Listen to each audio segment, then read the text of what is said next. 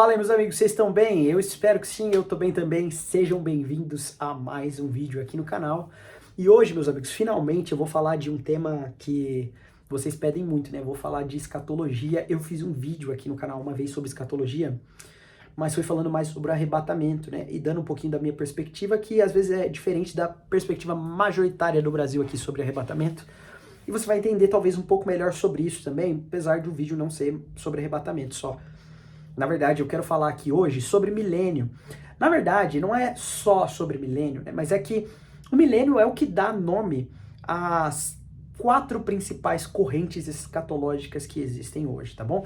E aí a minha ideia é que você consiga entender melhor essas correntes escatológicas, até se situar. A gente gosta daquela parada assim de poder assumir a sua identidade escatológica para poder digladiar na internet. E não é para isso que você vem aqui, tá bom? Não é para isso. É mais às vezes para você entender melhor, conseguir se situar, conseguir às vezes dar nome ao que você acredita, ou entender o que está mais próximo do que você entende e crê segundo a palavra, né? E eu sei que muitas vezes o que mais atrapalha, eu tenho total convicção disso, que o que mais atrapalha são os nomes esquisitos, né, cara? É complicado, porque você vai estudar teologia em geral, você vai lidar com um monte de nome esquisito, e em escatologia não é diferente. Na verdade, em escatologia eu acho que é um pouco pior, porque tem uns nomes lá que é bem complicado às vezes de entender. Mas hoje você vai entender, tá bom? O que não significa, deixa eu falar logo de cara, que você tem que decorar tudo que eu falar aqui, tá bom? Todos os nomes que eu falar você tem que decorar.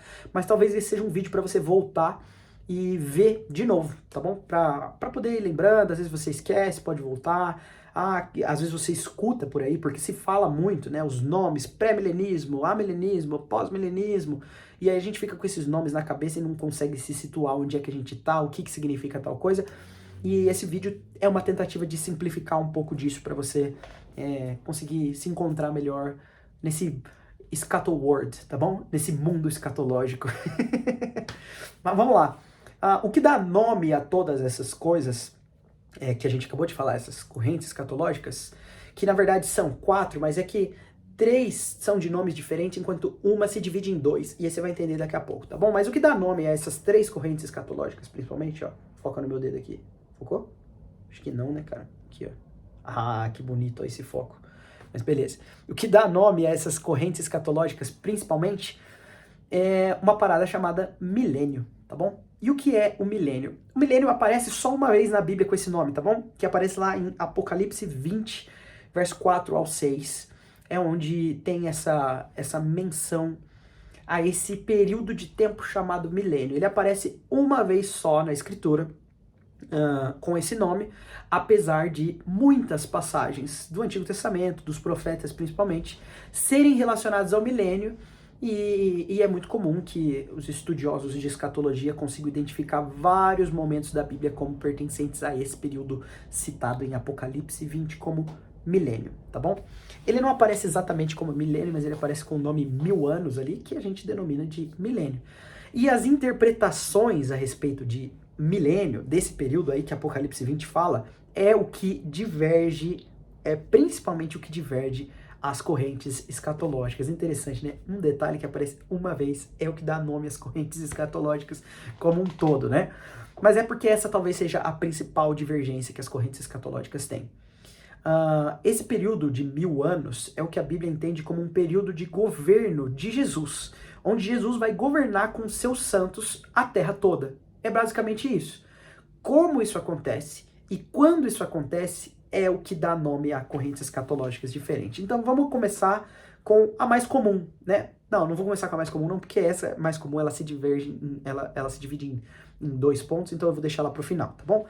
Vamos começar com o amilenismo, então, que fica um pouco difícil de entender, né? Por que o nome é amilenismo? Significa que eles negam o milênio? Não necessariamente. Os amilenistas não necessariamente negam o milênio, mas negam o milênio como os pré-milenistas entendem, tá bom? E vocês vão entender isso daqui a pouco. A ideia amilenista, apesar de o nome começar com A e dar a sensação de negação, entende que o milênio não é um período de tempo literal de 1000 anos, mas sim algo um pouco mais espiritual, o que dá uma abertura para uma interpretação bem mais ampla do que seria esse milênio, né? Então esse milênio não necessariamente seria um período de tempo onde Jesus governaria a Terra aqui presencialmente e literalmente, mas sim um período de tempo onde por meio da igreja o seu reino iria avançando, e isso é o que a Bíblia entende segundo os amilenistas, claramente. Eu gosto sempre de fazer esse disclaimer, eu que não sou um amilenista, tá bom? Se você assistiu o vídeo sobre arrebatamento, você já sabe isso, mas o ponto é que os amilenistas entendem que esse reino já está em atividade aqui na Terra, e por isso nós já estamos vivendo esse período de tempo chamado milênio. Os detalhes, eu não vou entrar aqui porque esse vídeo se estenderia demais e a ideia é simplificar, mas os detalhes incluem coisas como Satanás já estar preso no tempo atual, né? O reino de Deus já estar em atividade, e o retorno de Jesus não se dá para o estabelecimento de um governo de 1000 anos, mas sim para um governo eterno. Então nós entendemos que, nós não, né, os amilenistas entendem que ao início desse governo eterno nós temos o fim desse período denominado de milênio, que, como você pode ver, já que nós estamos no ano de 2025, inclui muito mais do que 1000 anos, né? Esse período de milênio inclui desde a ascensão de Cristo aos céus até o tempo atual e até o fim, quando o Senhor retornar para buscar os seus eleitos e eles viverem eternamente no céu, ou, como algumas correntes escatológicas divergem mesmo dentro das suas próprias correntes, aqui na Terra, com esse governo eterno, ok? O fato é que o amilenismo entende que o milênio não é literal, e por isso o nome amilenismo, ok? Agora, uma corrente escatológica que não é tão distante do amilenismo, mas tem algumas conclusões diferentes, é o pós-milenismo, né?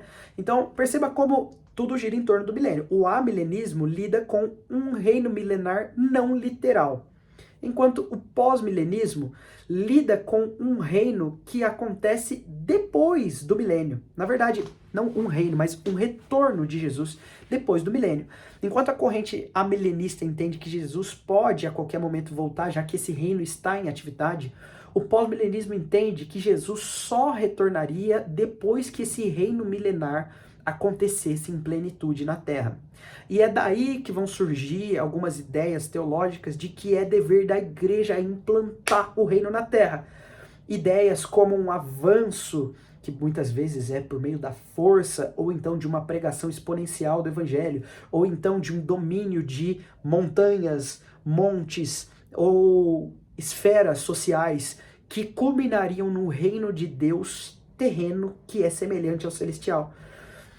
A ideia do pós-milenismo, ela fica muito próxima dessas correntes que a gente denomina, muitas vezes até de maneira errada, né, fazendo de algumas visões teológicas quase que espantalhos, denomina de triunfalismo, né? A ideia de que a igreja vai triunfar sem fronteiras, fazer da terra um lugar semelhante ao céu, para que então Jesus volte. Então, olha, presta atenção. O amilenismo entende que o milênio está ocorrendo já, porque não é um período de tempo literal. O pós-milenismo também não vê o milênio como um período de tempo literal de 1000 anos, mas sim como um período de tempo onde a terra vai parecer o céu, onde a igreja vai fazer com que o reino avance tanto que essa terra vai parecer o céu e o governo milenar vai acontecer. Não necessariamente por um período de 1000 anos. Somente após isso há o retorno de Jesus. Por isso o nome pós-milenismo, porque Jesus volta pós-milênio, ok? Aí por último a gente tem a corrente escatológica mais comum no Brasil.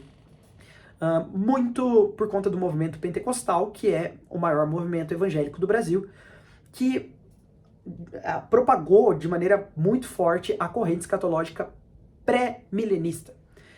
Até aqui, se você não sabia nada sobre essas correntes, você já pode fazer um exercício lógico comigo. Se o amilenismo entende que o milênio não é literal e por isso já está ocorrendo, o pós-milenismo entende que o milênio, que Jesus só volta depois do milênio, ou seja, esse período de governo onde o reino de Deus está plenamente estabelecido na Terra, o pré-milenismo só pode significar que Jesus volta antes do milênio acontecer. E é exatamente isso que significa pré-milenismo.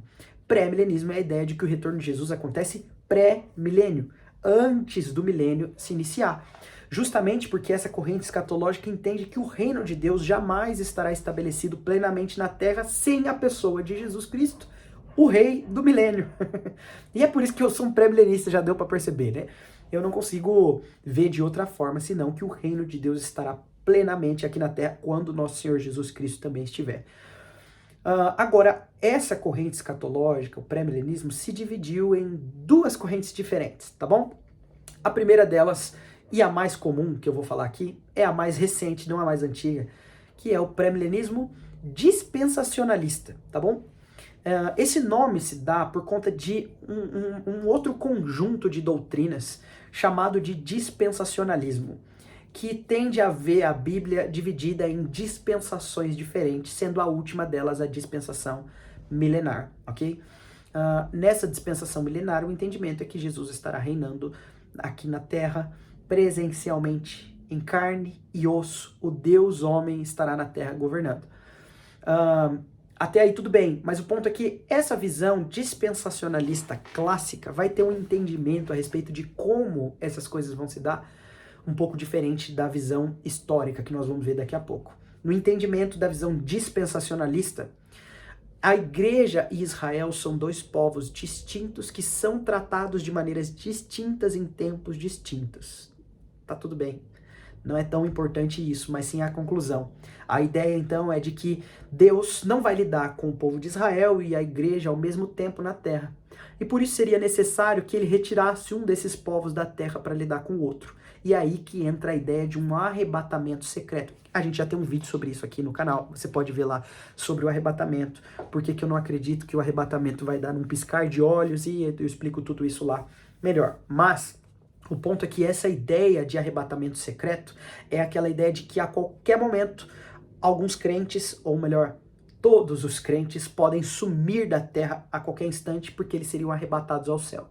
E durante esse período onde os crentes estão no céu é que Deus lidaria com o povo de Israel e os falsos crentes aqui da terra que podem vir a se converter ou não, ok? Mas a ideia basicamente é essa, de que o pré-milenismo dispensacionalista parte para esse lado de que a volta de Jesus se dá em dois momentos. Um arrebatamento secreto que leva os crentes aos céus e depois numa vinda visível onde todo olho veria o Filho do Homem, né? Já a visão pré-milenista histórica, que é a que diverge dessa visão, ela tem esse nome histórica porque é a visão mais antiga de todas, tá bom? O pré-milenismo histórico é aquilo que nós vemos de mais antigo na Sagrada Escritura, na verdade, na Sagrada Escritura não, na história da igreja, né?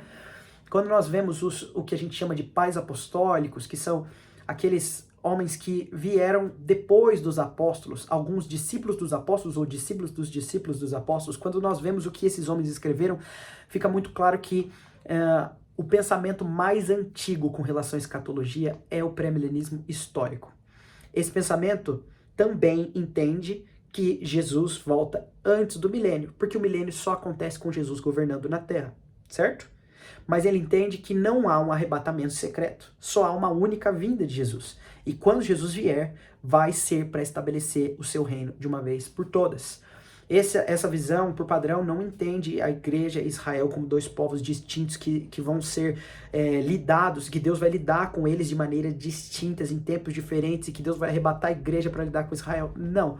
Na verdade, entende que a perseguição do tempo do fim vai se dar com o anticristo indo atrás de Israel e também, consecutivamente, da igreja. Então a igreja, tanto a igreja quanto Israel estará aqui no tempo do fim. De maneira mais prática e direta seria isso, tá bom? Então, como eu sei que agora você já deve estar um pouco confuso com tudo que eu falei, eu vou recapitular de maneira mais simples. Lembra que o milênio é o que dá nome a todas essas correntes escatológicas. O amilenismo, a ideia de que o milênio não é literal. O milênio já está acontecendo, Jesus já está reinando na Terra por meio da igreja. E isso é o entendimento do que é esse reino milenar. O pós-milenismo, a ideia de que Jesus só vai voltar quando o reino já estiver pronto e plenamente estabelecido na Terra. Os resultados disso é que o entendimento é de que a igreja deve estabelecer o reino e fazer a Terra parecer com o céu por meio da sua ação aqui nesse mundo.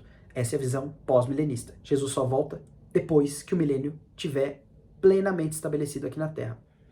Enquanto o pré-milenismo é o oposto. A ideia de que Jesus volta antes do milênio, justamente porque ele é quem estabelece esse reino. As duas visões dentro do pré-milenismo são dispensacionalista, a ideia de que Deus vai arrebatar pessoas aos céus e essas pessoas são os crentes, a igreja, para então lidar com o povo de Israel durante a grande tribulação aqui na terra e só então descer para governar no reino milenar. A visão histórica de que Deus lida com a igreja de Israel junto nesse tempo e que no tempo do fim, sim, a igreja passará pela grande tribulação, mas será poupada da ira de Deus vindoura por meio do arrebatamento, que não é uma fuga para o céu, mas um encontro com Jesus nos ares, para que então nós desçamos com ele e ele estabeleça o seu reino aqui na terra por 1000 anos. Beleza? Deu para entender? Ficou meio confuso? Eu recomendo você assistir esse vídeo mais de uma vez e talvez fazer alguma anotação. Faz assim, eu devia ter recomendado isso no fim do vídeo, né? Mas se você tiver paciência e vai assistir de novo, assiste de novo e coloca 4 tópicos. Amilenismo, escreve o que você entendeu do que eu falei. Pós-milenismo, escreve o que você entendeu do que eu falei. Pré-milenismo dispensacionalista, escreve o que você entendeu do que eu falei. Pré-milenismo histórico, escreve o que você entendeu do que eu falei. E se você não assistiu ainda, assiste o vídeo sobre arrebatamento que eu já gravei aqui no canal. Pesquisa aí que você vai encontrar, é só entrar no canal. E é um vídeo bem legal também sobre arrebatamento, eu recomendo que você veja. Se você quiser, comenta alguma coisa. Se você não quiser, comenta também para ajudar o canal a engajar aqui, a alcançar mais pessoas. Deixa um like nesse vídeo pra gente alcançar mais gente, o YouTube entender que esse é um vídeo legal para recomendar para as pessoas. Se inscreve no canal se você ainda não for inscrito e ativa o sininho para receber uma notificação quando eu mandar um vídeo novo. Eu vejo você no próximo vídeo. Valeu, falou!